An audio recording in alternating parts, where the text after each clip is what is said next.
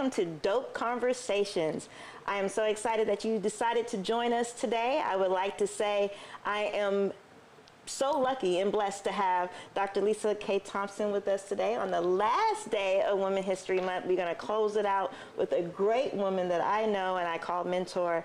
And so we are here to talk today about her research in leading through a crisis and how she's cultivated a career in doing just that. She is a great leader, a great professor, and I always like to throw in a great mom because I think you can be all of those things.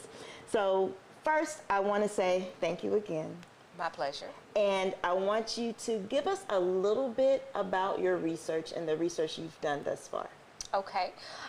It's ironic that we are talking today about leading during a pandemic because my original research actually started with my dissertation, and I looked at crisis in a school district.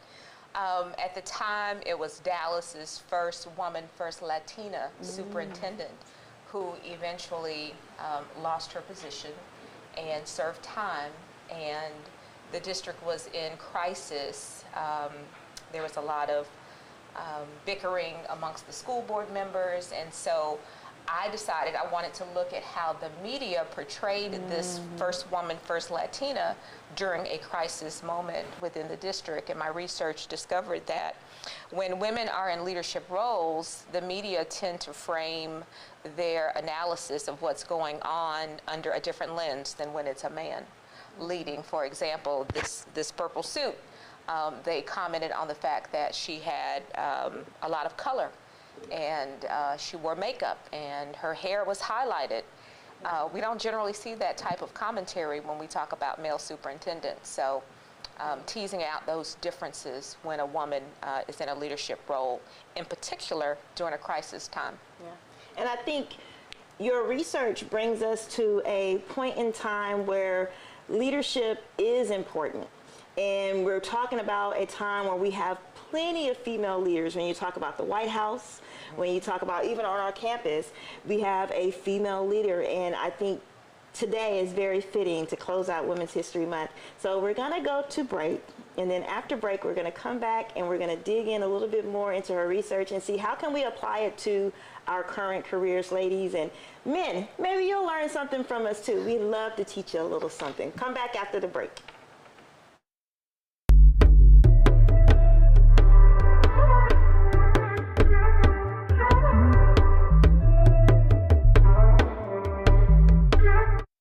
STEM is precise, no margin for error. Dare to forget that. Dare to have fun with it. Get weird with it. Dare to send those old STEM theories flying past the neighbor's house into outer space. Dare to program something internet-breaking, record-breaking. Dare to blow their minds. Dare to learn the difference between sedimentary and metamorphic rock. Go find those rocks. Dare to keep daring. Dare to STEM. Check out She Can STEM to get started.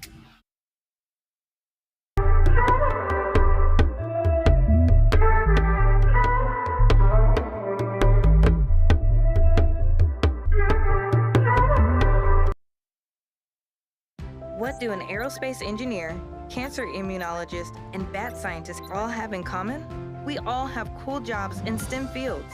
Whether it's building robots or learning to code, girls everywhere are finding their passion for science, technology, engineering, and math through positive role models and mentors. So dare to dive in, get connected, and explore. You never know what your future may hold. Learn more about these and even more cool jobs at shecanstem.com.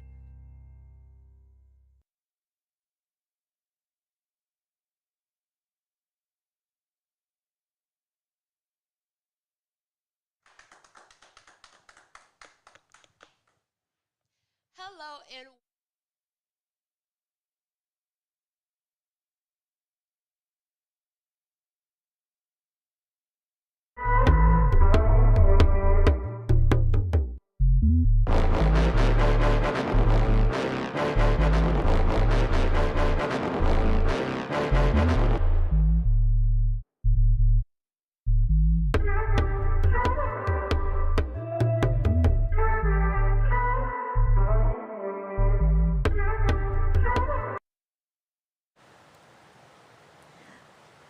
right, welcome back. We are ready to jump in, so go ahead and join us. Dr. Thompson, so my first question for you today is, what is it that the research shows about women of color and how we need to lead through a crisis? Okay, those are two distinct areas, women of color and their leadership, and then also crisis communication. I will say that when women of color are in leadership roles, they are under a microscope even more so than their male counterparts or their counterparts who tend to be Anglo, because the role of the leader is one that is already highly visible. And when you are an anomaly, for example, in a role leading where there have not been many women or women of color, then the level of scrutiny is going to be even more intense. A lot of the research literature shows that when employees are surveyed and they are given different types of characteristics of what they like in a leader, that when they are given the choices of what they like, those characteristics tend to be female. And they don't understand or know when they are picking out the characteristics, a strong communicator, someone who is empathic in their listening, that these are qualities that most women leaders bring to the table. Right. And so it is interesting to see how leadership has evolved during a crisis, especially during the pandemic, and the fact that no one has ever really had the opportunity to practice pandemic leadership. Right. You just kind of jumping in feet first, head first, but when you understand leadership and you understand that dynamics will change and you have to sometimes change your approach to match the rapid changing of what is happening, then that is something that you are comfortable doing because you understand that it's situational. And so the situation is going to determine how you make your next decision. And I think we can say at PV, we experienced exactly what you said through the leadership of Dr. Simmons. One of the things I remember as a student is receiving communication when the pandemic hit, that spring break, saying, okay, I'm gonna get one more week of spring break. Right. But it wasn't so cold in nature. It was a warm email. Like, you could tell that she was concerned about us. She was really trying to make the best decision for the university, so much so that she did surveys. She communicated with us. I felt like she was very transparent. Yes.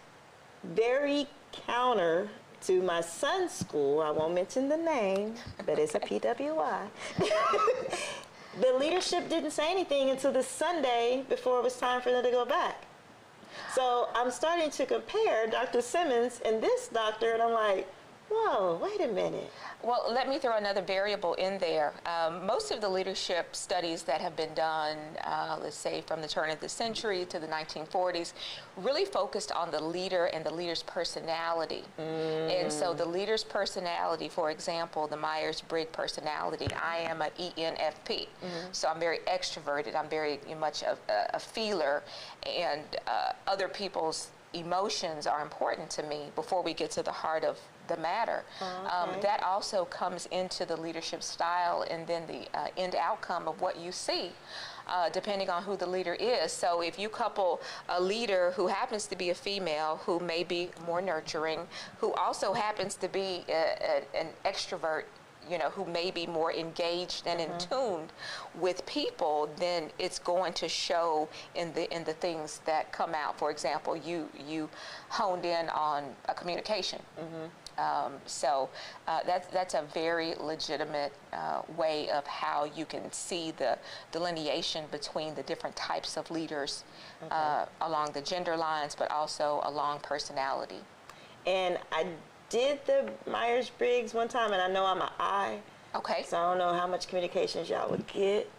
You know, I think introverts get a bad rap. Introverts, their normal way of functioning is more private, but that doesn't mean you can't be a public person or a big personality, especially if you have a position that requires it. A lot of introverts know how to rise to the occasion, but in their personal space, they prefer a small group more See, intimate. Introverts, there's hope for us. So you just have to figure out how to work in your space and you can still lead. Yes. How have you applied your research to your current leadership roles? I know that you're the president of the Links chapter in Katy, correct? Yes, ma'am. As a matter of fact, I am just concluding my term. And one of the things that we as leaders, we have professional development. And so especially centering on the pace of COVID and how it continues to change. It is different for us because we meet face to face, and there is a opportunity to hug and dine as we take care of the business that has been removed. And so I know for us, we miss that aspect. We miss that aspect of doing our community service, bonding with our sisters. And so it has made us use this cyber, virtual, Zoom-laden world, opportunities to do more friendship activities, so that we do have an opportunity to bond. As a leader, you kind of temperature check, and you can kind of see sometimes when, you know, there are highs and lows, and what is it that you can do to try and lift when people are dealing with their own personal trials and tribulations that you may or may not be aware of. Right. I say the best thing to do is to make decisions that aren't necessarily easy but are in the best interest of everyone. And when you have that type of mindset that you're making decisions that you think are going to be in the best interest of the group, then you can't go too far, right, or fall too short. Right. So. And then if you're sticking with the vision and the mission of your organization, yes, that will always align you. Yes, and the service has not stopped. We just had to stop and say, okay, 6 or more gathered with our masks. You know, we have partnerships with Dress for Success of Houston, donated items to the PV food pantry, over 900 items. And so the work does continue. We still are giving scholarships, as a matter of fact, STEM scholarships for Prairie View students, and we're still doing a lot of programming for the Katy, Richmond, Rosenberg, Fulshire area. And we have centered it toward COVID and PPE and, you know, things such as how to get your children back on track since they've been homeschooled. Right. Things that are very timely and very relevant. So when you became chapter president, then you became chapter president during the pandemic, correct? The pandemic hit March 2020, and I was elected May 2020. And so, again, jumping in, but looking forward to the challenge, because one thing about me, I love opportunities for growth. And so for me, it was an opportunity to apply what I've studied for years in a real situation. You know, there's theory and then there's practice. Right. And so again, the pandemic is a wild card. You don't really know what you're dealing with because the members, wide range of emotions, things going on, personal, you know, jobs no longer there, the stress of it all. Stress is something that can, you know, have individuals change. And so you've got to have a mindset and a temperament that no matter what, I'm still going to move forward in ways that will be helpful, because you recognize that everyone is not on the same level in terms of how they deal with change. Right. I'm quite accustomed to it. I always tease about my background being from Oak Cliff. You know, this is light work in consideration to some of the things that I've experienced as a high schooler. Right. So I can go with the change. So when you were setting yourself up, getting ready for the term, you won, and you're like, okay, I won. Now what? How did you prepare yourself to get ready to lead this group of women? And you're talking about, you're leading not like high schoolers, you're leading some strong, prominent women in the community, women that are leaders. So how do you lead a leader? I've heard this said about teaching teachers, and how it's kind of like herding cats, because, you know, teachers understand pedagogy, they understand teaching. And so when you as a teacher, you're always being evaluated on your teaching, because you're teaching teachers. Right. Same thing with leading leaders. We have some of the most prolific women. Former HISD superintendent was a part of our chapter. Individuals who are, you know, setting trends in different areas within business, engineering. For me, I think harnessing the power that is within the chapter, making sure the right people are having the right seat on the bus in terms of our leadership, making sure that I fact check with my mentors, because again, there are individuals who have done this for a long time, and so if you don't glean their wisdom and advice as you are navigating, then you're doing yourself a disservice. So I have a very strong network of other sister presidents who are also at some point kind of pulling their hair out. You see, I used to have hair before I started, and so now it's whittled away. No, it's by choice. It was by choice. But you have a network, and don't be afraid. I mean, you don't have to worry about fear of not knowing. Right. The most responsible thing you can do is to seek out those. Our Western Area Director, Lorna Hankins, is an individual who I have relied on heavily in terms of making sure I'm doing things, the way links do things. And so she's like, you got it. So that helps. But I always, and I'm going back to my research, I always member check. Yeah. Member check is making sure that what you see is also the same thing that someone else is seeing as well. So now I have another question for you. Okay. As a leader, and you are beginning to step into an organization that is multi-gendered, how do you lead that strong male figure and not become a mother, that other mothering syndrome? Yes, here's the thing, I am Generation X. And so I understand boomers, I understand traditionalists, I understand their mindset. And it's ironic because I work with a diverse group of colleagues. And so prior to the pandemic, there was this little running joke about, so-and-so, Dr. So-and-so is working at Starbucks. You can't do any work at Starbucks. Well, then here comes the pandemic. And guess what? We're all now working from home. And some of my colleagues understand, you can be very productive at home. And so it is an openness to embracing technology, because the use of technology now with COVID has been higher than it has been in the past. Yeah. But you lose the face-to-face, which I love the most, working with the students. Watching them do groups, presentations, that element I do miss, and I'm glad that we are starting to slowly move back into that environment where we can have both, a hybrid. But from an intergenerational standpoint, I respect those who have seen and done more than me, and so I borrow from them, and then I also share. And it's, for example, I'm doing a lot of the marketing and a lot of the social media for my college, and they appreciate that because that's of my generation. And so they're now on Facebook, they're now on Instagram, where before it was their grandkids. And so, I might say, I see you hitting like, Dr. Parker. What you doing on Facebook at 2 o'clock in the morning? Right. So it's good. It's great. I think there's a nice balance between the different generations. So when you stop said colleague from coming to you about wife and children problems, how do you do that in a diplomatic way? Okay, what do you mean by wife problem? So they say, instead of asking you about the next grant you're writing, they're like, okay, I got this wife problem at home, and I don't know how to talk to her, and she want to go out, and I really don't want to go out. So instead of turning to you for professional work, they're turning you for that motherly, nurturing.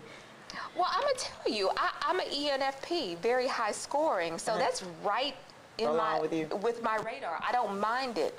I prefer to know that my colleague or my counterpart is feeling okay, and so it doesn't bother me. Now, if I were on the complete opposite end of the spectrum, I was an introverted, intuitive thinker, judger, I'd be like, hey, I don't want to hear about that right now. And I would mean it. And so, but it's not a problem for me. And the good thing about where I work here at Prairie View, we are very family oriented. It does not feel like co-worker, colleague. It does feel like family. And so I think that's probably why it wouldn't bother me as much. Thank you. We have had a great conversation with Dr. Thompson, and when we come back from commercial, she's going to share some ideas that can help our young and new leaders and some of our seasoned leaders navigate those jobs, and so that you can continue to rise and break those ceilings. So come back after the break so you can hear some more.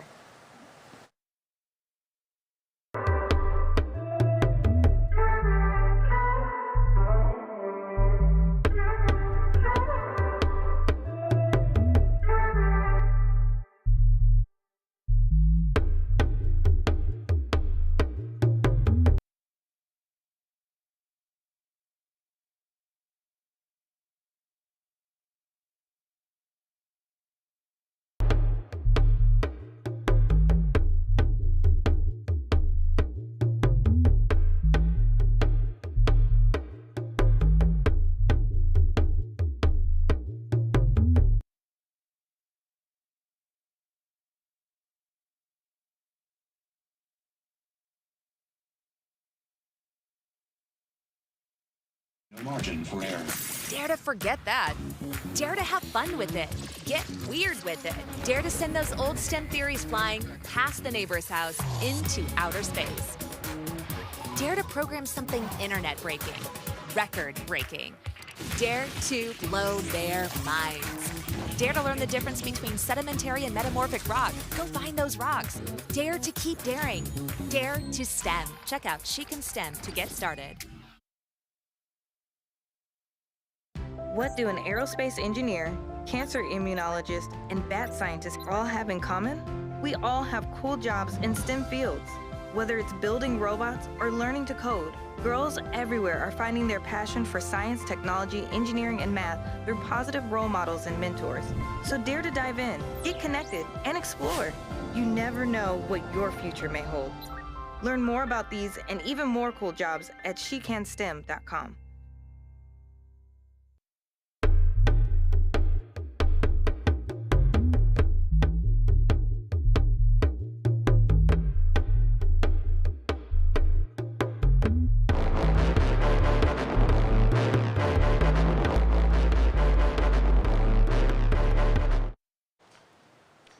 Welcome back, leaders. We are now going to share with you some tips that you can use to gain the leadership that you need, the skill sets that you need to have in your toolbox to take you through the next level.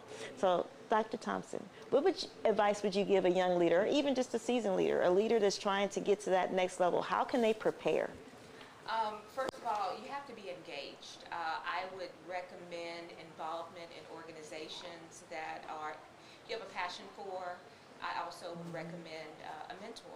Yes. Making sure that you have a mentor, and there are different types of mentors. Thank you. There are personal mentors, there are mentors in terms of your professional life, and then your personal life. Mentors will always be absolutely crucial at every single level. Once you become president of a corporation and you're in your 50s, Right. You will still have mentors. So that is something that I highly recognize. Also, there are a lot of assessments out there as far as inventorying your strengths and then areas that you need more practice. I don't like the term weakness. I need more practice with that. Gregoric is one, knowing your personality type. I can't stress enough how important it is to know not only yours, but to be well versed in the other types of personalities, because there will come times when you run across individuals who are very cantankerous and you don't understand, well, why are they just so gruff and, not pleasant? Well, they just operate from a different paradigm. They are focused, they're more task-oriented, and so they're focused on the task. Right. They're not as relationship-oriented as you, and guess what? That's okay. Good. Because we need all types of different personalities in order for the mission to be accomplished. So make sure you understand who you are and be comfortable in who you are, and make sure that you try and involve yourself in those types of things that allow you to lead. Awesome. Thank you so much, Dr. Thompson, for sharing that for our young leaders. We're going to go take a quick commercial break, and then I have some good news for you next.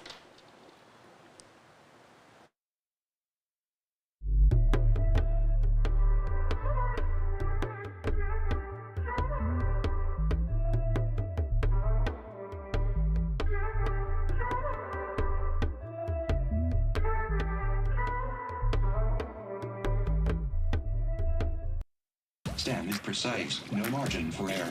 Dare to forget that. Dare to have fun with it. Get weird with it. Dare to send those old STEM theories flying past the neighbor's house into outer space. Dare to program something internet-breaking, record-breaking. Dare to blow their minds. Dare to learn the difference between sedimentary and metamorphic rock. Go find those rocks. Dare to keep daring. Dare to STEM. Check out She Can STEM to get started.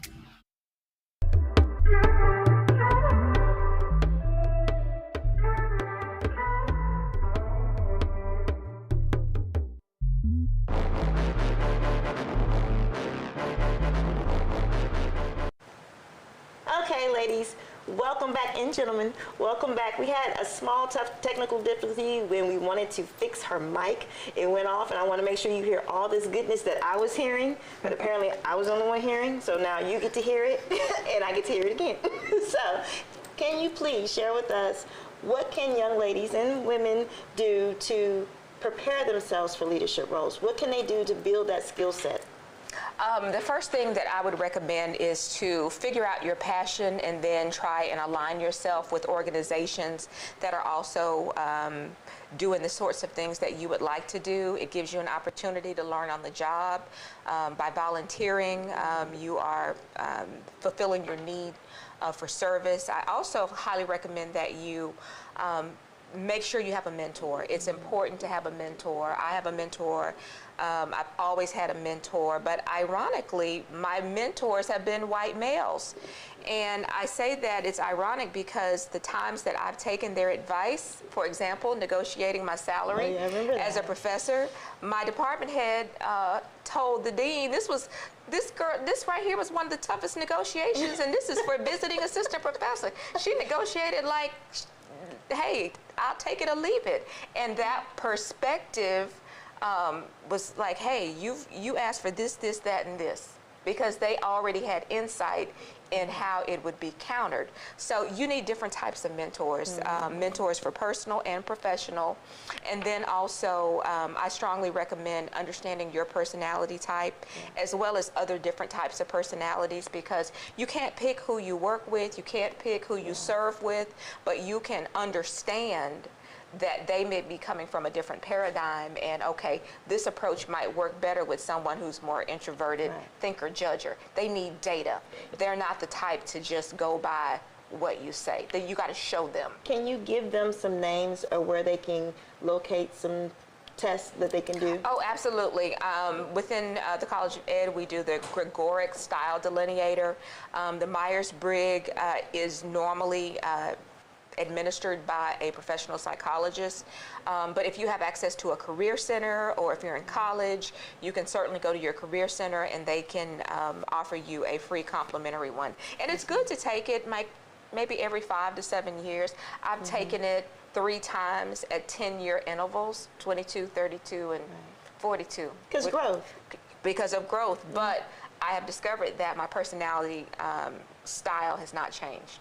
Do you think even when our goals change, maybe our personality may change a little bit just to kind of adjust to what we're trying to do as far as career? I think what you're describing is situational leadership, and so the environment and the climate will dictate which type of style you utilize, whether you're slightly more authoritarian, where you're slightly more laissez-faire, hands-off. Usually in that type of environment, it's a well-oiled machine, and you don't have to be as hands-on as say, an organization that is falling apart. You have to be more involved, and I think that goes back to what you said earlier in the show about knowing your members, and knowing who you're serving and who you're leading, and I think that's a great piece of advice. Yes. So I thank you so much for sharing all your research and knowledge and experience. Thank you. What are you working on now that our audience can tune in or follow you or get some more information about what you're doing? This weekend I will be at Houston-Tillotson University. There is a public policy and HBCU conference, and so I'll be talking about, again, some of the work that's being done at Prairie View A&M University, and actually in concert with the Links Incorporated, and how this whole notion of communiversity, where the community and the university bond together in order to meet the needs of the community. So that, to me, when I think about it, it comes full circle to why I wanted to get my doctorate, because of school community relations, and now we've gone from P12 to P20. So we're looking at the university as well as public schools and how we can serve. Well, thank you for doing the work. Thank you for being my mentor. Thank you. And I appreciate everything that you're doing, one, for Black women, and then two, as a student at Prairie View A&M. We are blessed to have you, and that we continue to see you. We hope that you stay for a long, long time, or at least I graduate. Yes. So, very good. I'm not going anywhere. Thank you so much for tuning in. Next week, we will have Dr. Quincy Moore from the Honors College here at PVAMU. He'll come on because he's also a tenured associate professor in the biology department, and he's going to talk to us about why it is important for African American students to get involved in STEM. He'll also share some career possibilities for you that you can look into, because no, you don't just have to be the biology teacher in high school. There's so much more that you can do with a biology degree, and he's going to share that with us next week. So thank you for tuning in. Please follow me on Instagram, Twitter, and YouTube. You can follow me at Bakita Pegram on all social media platforms, but also subscribe to PVAMU TV and Bakita Pegram TV. Thank you very much. We'll see you next week. Bakita out.